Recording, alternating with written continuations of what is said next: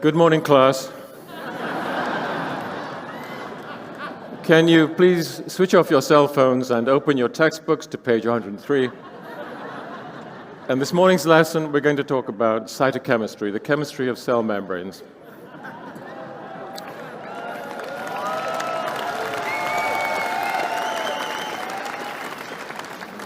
And the title of this morning's lesson is A Journey of 37 trillion steps. Now, that's a lot of steps.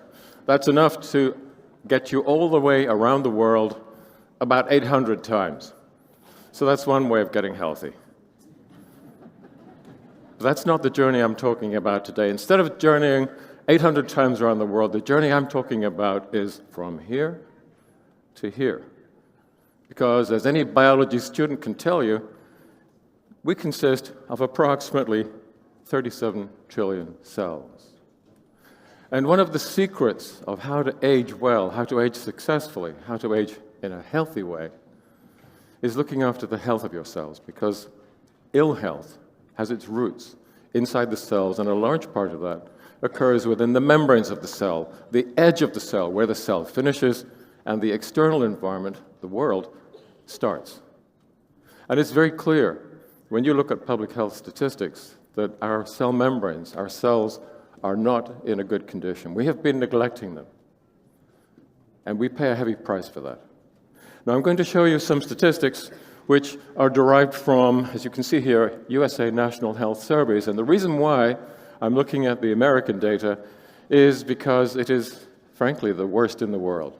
Because it is in North America that ultra-processed foods have made the greatest impact. But they're simply showing us our near future. We're following in the same direction because the same companies that manufacture and sell these foods are flooding our markets as well. To the extent that in areas such as the Mediterranean, and you know how healthy the Mediterranean diet is supposed to be, well, it doesn't exist anymore. It's been obliterated by the juggernaut of the multinationals and their ultra-processed food products. And everywhere where they go, public health has declined. Let's go back in time to the very first national survey that was conducted in North America. And that's 1935, the very first survey. And you can see here that when this analysis was done, only approximately 1 adult in 10 could be identified with a lifestyle condition, a chronic degenerative disease. And the numbers of children and adolescents, it says here below 3%. It was substantially below 3%. It was probably closer to 2%. These are estimates. We don't have completely accurate data for this. But that was a fundamentally healthy population. Now, move up to 2000. And you can see here that almost half of all adults in North America at that time now have a non-communicable chronic degenerative disease. And by 2020, 2 out of 3. This is a very negative trend. And it's affecting children as well. I don't have figures for those that I can show you that data is still being collated, but they show the same negative trend. So, for example, when I first went to medical school back in the 20th century, conditions like ADD, ADHD, they were really uncommon, and now they affect, the latest estimates are approximately 3% of all children. And it was back in 1935, less than that percentage had all of the diseases. Now, at least 3% have only one.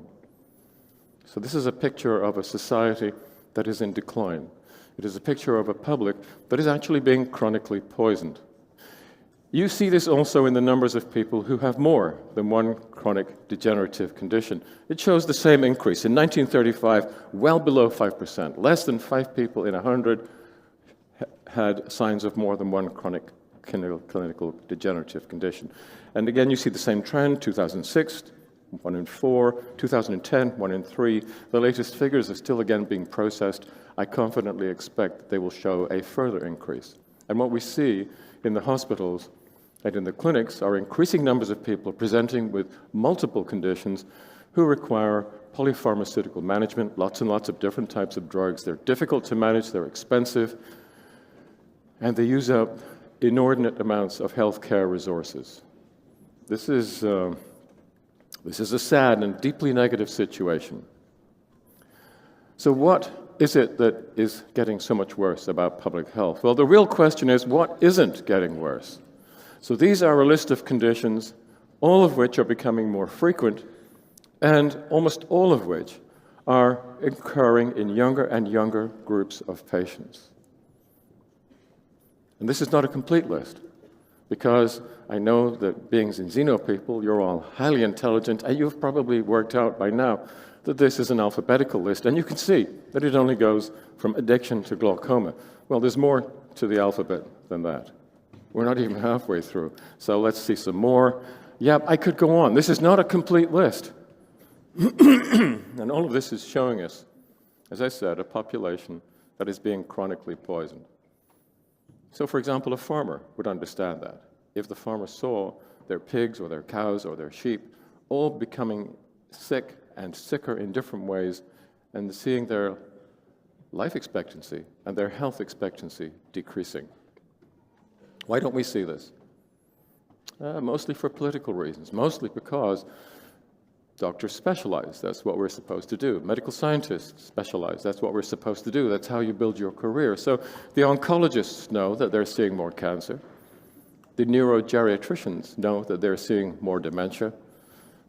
But just about every other specialist is seeing the same picture. But they don't talk to each other. They don't share their bad news. I have the wonderful opportunity, because I'm not a specialist, to speak to people who are and learn from them, which is a wonderful experience, but it's an extremely discouraging experience because I'm hearing this same pattern from almost everyone I speak to. Luckily, some things are decreasing, and one of them is intelligence. Many of you have seen this slide. And this slide is presented or generated from data which were collected by Michael Woodley of Meany, who's an eccentric but brilliant scientist. And he and his group have shown that since 1950, we haven't all the way got to 2110 yet, but if you look at the graph from 1950 to 2025, there has been an apparent decline in average intelligence of almost 15 IQ points. Now, frankly, we weren't that smart of a species to begin with. We can't afford to give away 15 IQ points. And the bad news is that there is no sign of this trend changing. This ongoing decline appears to be continuing. Now, he measured it using something called a motor response to visual stimuli, which is one way of measuring IQ, not necessarily the best, but it's reasonable. But when we try to measure intelligence using other techniques, we can do it by seeing how effective you are at mentally rotating a three-dimensional shape in your mind, or something that's called fine color discrimination, or by understanding or being able to construct complex sentences. There are many ways of measuring intelligence. They all show this same decline. And I know that every generation believes that they are more intelligent than the one that came before, but the opposite seems to be the case. We are becoming less sapiens. So we should be concerned about our children. And perhaps we should also be concerned whether we're actually going to have any. Because again, I'm sure many of you have seen this slide before, and this is an issue that has received a great deal of publicity, but we are becoming less able to procreate.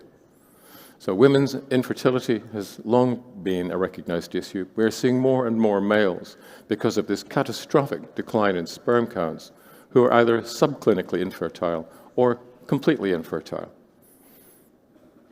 The only part of the world where we do not see this happening to the same extent, and that is the yellow line. This is in a part of the world where ultra-processed foods have not yet made much of an impact, and that is predominantly Africa. And this is one of the reasons for the demographic changes that we're seeing in different parts of the world, which, again, is one of the factors underlying the current problems with migration. So this is an area where nutritional standards are affecting us not only personally, not only at the levels of our societies, but also at the levels of our communities, our cultures, our societies. We're committing slow suicide. That is the reality. And men and women should also be concerned that not only are male sperm counts falling, but so are male testosterone levels. Males are becoming less male. You know, this is an area, a part of the world which used to be populated by Vikings. Not many of those left. Well, maybe dog counts, but you don't.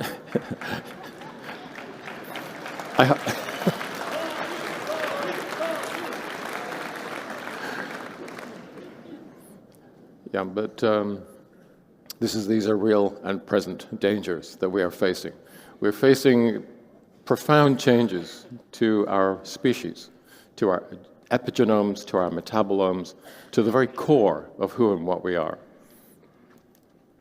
I think we have to stop. All this has happened during a time when the pharmaceutical industry has become extraordinarily successful. One blockbuster after another, more refined drugs emerging onto the market every other month. And what have they done to stop this decline in public health? Nothing, because all drugs do is manage symptoms. They don't address the underlying issues. They don't attempt to put the basic things right. They don't attempt to correct our diet, because it is in the diet, which feeds through to our cell membranes, that the roots of all of these problems lie. All the drug industry has done is, well, they've been extremely successful. Their metric is predominantly a financial one. They have grown to the point where they have come to control, corrupt all of the regulatory agencies. This is not a healthy situation. When did the rot start to set in? Well, this is a graph that I found buried in the libraries of the CDC. Now, the CDC used to contain an agency called the National Center for Health Sciences, which doesn't exist anymore. Very important graph, which has been hidden away for a long time. And if you look at the continuous lines, this is respiratory tract health issues. The continuous lines talk about infectious diseases, such as pneumonia or tuberculosis, and deaths caused by infection have been declining. The dotted lines describe non-communicable diseases, such as COPD or lung cancer, and they have been increasing. And you can see that the changes really start to happen at about 1940, and 1950 is when the changeover occurs. The infections have become secondary. The non-communicable diseases have become primary. And what that shows is the impact of fast and ultra-processed foods, which were first introduced into the national diet round about in the early 1940s. And the toxic effects of these foods started to become apparent in public health within about 10 years. It took 10 years for the damage to really show. Now, we can talk about different components of these foods, but one of the key components are the fatty acids that they contain. Now, the graph on the left was put together by a group involving Professor Joe Hibbeln, who is someone we were both attached to the Institute of Food, Brain and Behavior at Oxford, and he did a beautiful study looking at the increase in people's intake of soybean oil. And since 1900, that's increased 1,000 times. And over on the right, you can see the decline in intakes of omega-3s, and that has resulted in approximately a reduction by half of the percentage of omega-3s in our cell membranes and the percentage of omega-3s as a percentage of total fatty acids. And these are related to our intakes of ALA and LA, which we call essential fatty acids. And then we have to ask, why are they essential? Because they have structural functions and they have biochemical functions. They are the backbone, the bulk of the cell membrane. Those fatty acids, you can see them here. They're the little tails on those molecules which form the cell membranes, and it's important to have the right proportions of saturated fatty acids, monounsaturates, polyunsaturates. That determines things like flexibility. But those fatty acids are also important because they are at the beginning of, I warned you about the biochemistry. You don't have to look at this. You don't even have to know the detail. If you're nervous dispositions, look away now. So the point is, omega-6s and omega-3s, they form in the body, inside the cell, inflammatory compounds and anti-inflammatory compounds, okay? And you need to have the right balance of these, but the problem is we're eating so much omega-6 that we are no longer able to take the precursor, alpha-linolenic acid, which you find in flaxseed oil. The enzymes are full of the omega-6s, they've got no room for omega-3s, so we cannot use the omega-3s in flaxseed oil or in walnut oil. We just cannot use them. So what we have to do, if we are going to build up our omega-3s, is to take them already formed in the form of EPA and DHA, which you only find in seafoods, in oily fish, in certain seaweeds, if you like to eat seaweed. So drink more fish oil. Drink more mulestran. And what's the point? It doesn't work. We know that eating oily fish does work. There's all kinds of demographic studies, epidemiological studies that show this. But it turns out that drinking fish oil doesn't.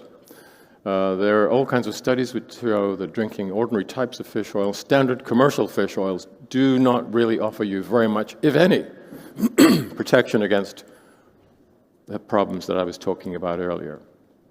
And then you have to ask yourself, why is that? And it turns out that it's all about bioavailability.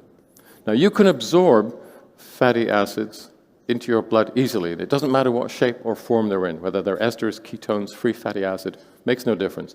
Easy to get them into the blood, but they don't work in the blood. You have to build them into your cell membranes for them to be effective. That is what we call secondary bioavailability, and commercial fish oil simply does not succeed. So we know that in Europe, the average 6-to-3 ratio is approximately 15-to-1. In people who take fish oil supplements, it brings it down to about 10-to-1. Great, but it's meaningless. You're moving in the right direction, but things don't really start to work until you get down to about 5-to-1 or below. People who eat oily fish a lot do have ratios below that, and they have a lot of protection against chronic degenerative disease, and so do people who drink balance oil, because balance oil is not fish oil.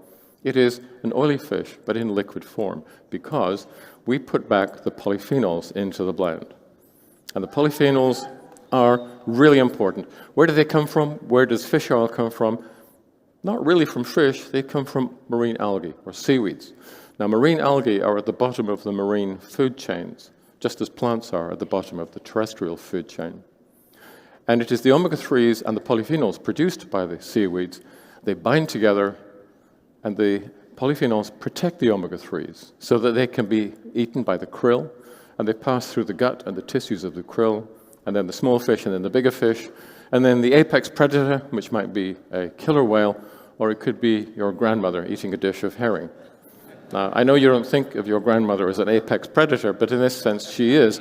And she is consuming not only the omega-3s and the polyphenols, and you absolutely need them both. Omega-3s are very fragile molecules. They could not survive in the marine food chains on their own. You never find them on their own. They are always present with the polyphenols, which are effectively chaperones. Again, you can look through your mobile phones, text your friends. You don't have to look at this.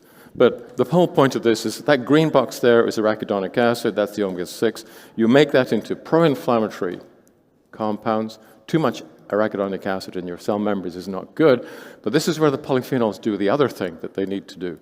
They're chaperones, they get the omega-3s to where they need to be, but then they start to have an anti-inflammatory effect of their own. They block all of those enzymes, and they block these enzymes too. This is the whole of the anti-inflammatory sequence. Forget it. All you need to know is that at the end of this very complex sequence, there is an event that leads to the slow destruction of healthy tissue.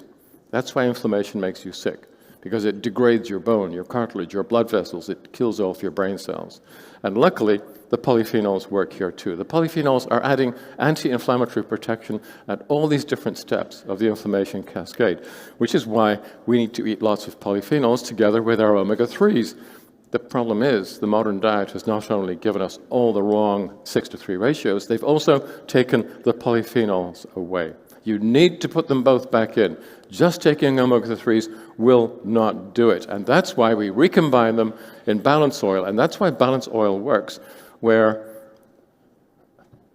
our competitors don't.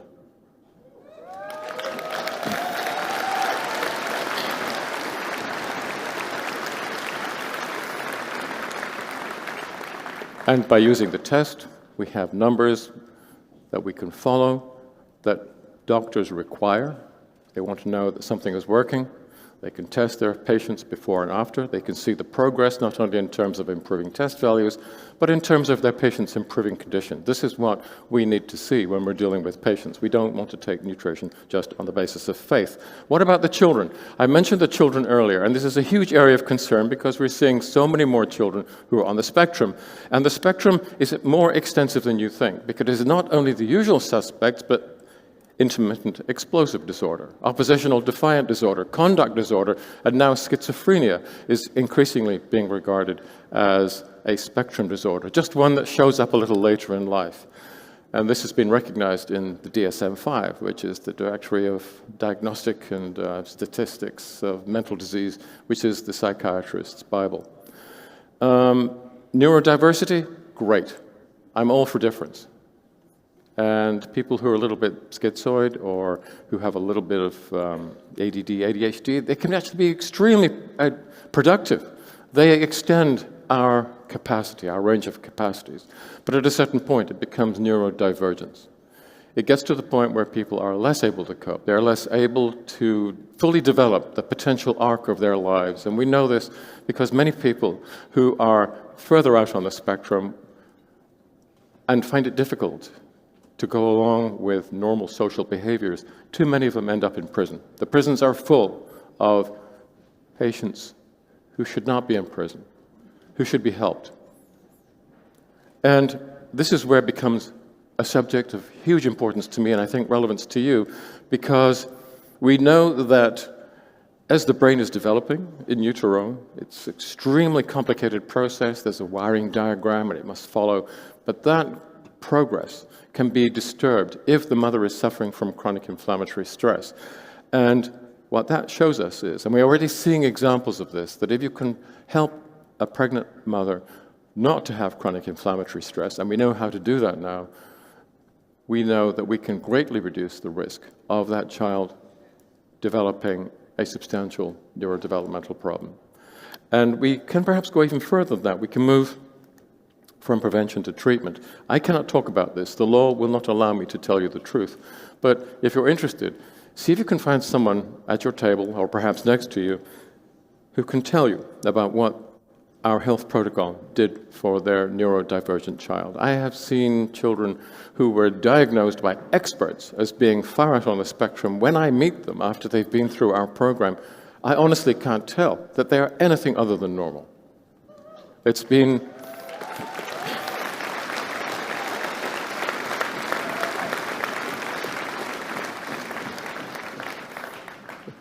We're saving these children's future lives. We're saving their family structures. This is a subject of, it means a lot to me.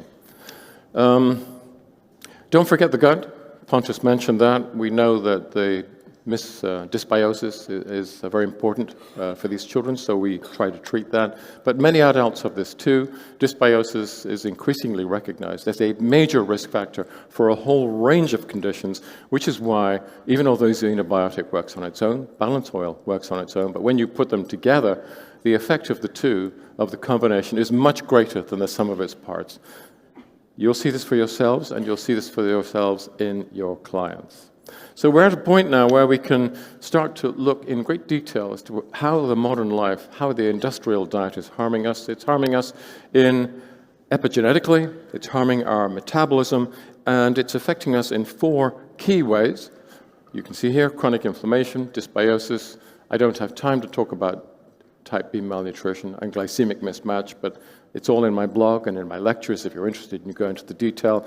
We're at the point now where we can see how our low-energy lifestyle makes this worse. And perhaps most importantly of all, we can start to think about antidotes. Antidotes to the modern world. A combination of products which will take your metabolism and put it into a time machine and send it back to an earlier time before ultra-processed food, when people were much healthier, so that you can become your own blue zone. These are the antidotes: balance oil, xenobiotic, extend, and the last one is something that we understand, we have the science for, we have candidate products, and the only reason why we have not yet launched them into Europe is because of a couple of legislators in Denmark and in Germany who have been bought off by the pharmaceutical industry, and that's a plain and simple truth. So we're at a point now where we can take this terribly unhealthy population, I showed you some of the statistics to begin with, and bring the public, bring the world back to health in a way that the pharmaceutical industry cannot do. So here are the principles of pharmaconutrition. We can rectify the problems that are occurring in the cells in your tissues using balance oil. We can remedy many of the problems that are occurring in the gut with something called xenobiotic, which many of you are familiar with. Type B malnutrition, extend, very simple, and resilience.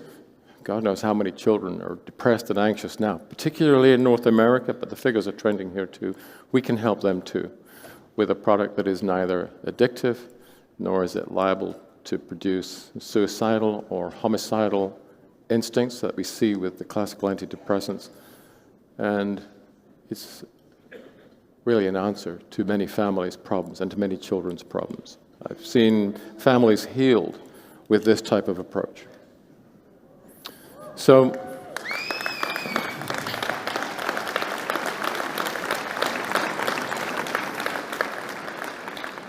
you know, I used to work with the pharmaceutical industry. I used to believe in it. I was a believer. Back in the 60s, all these blockbuster drugs were being introduced, and I did think that this was the future. We would learn to cure all the diseases. The last half century has been one disappointment after another, and slowly the scales fell from my eyes, and I realized that actually this is the answer. This is what we should have been doing. The only reason we didn't was because the drug industry has the money, the lobbying power, and the political support that allows them to continue to dominate the health scene. And they have ruined us.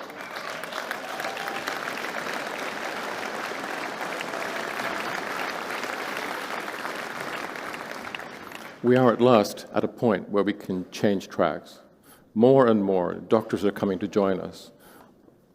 I don't want to bang my own drum, and in some senses it's not important, but one of the last papers I wrote was introduced by the head of oncology of the Mayo Clinics. The point is that even at the heart of medical orthodoxy, the physicians, the clinical scientists are beginning to understand what we're doing here. And there are many good men and women amongst them. And they are beginning to understand that we have answers. We have the answers that they need. They are joining us, and it is you who are making this possible. So thank you so much. Thank you.